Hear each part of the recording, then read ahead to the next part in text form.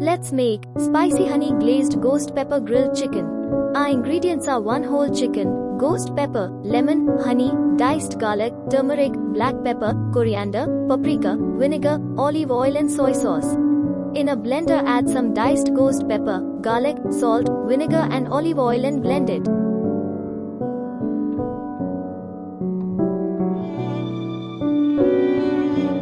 In a bowl we will add our blended ghost pepper paste, soy sauce, olive oil and lemon juice.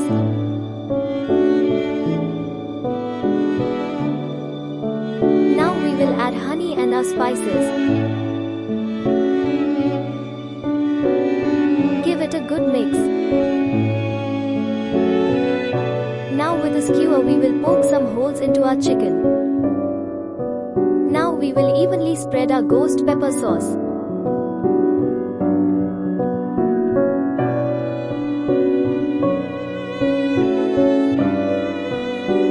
Let it marinate for 2 to 6 hours.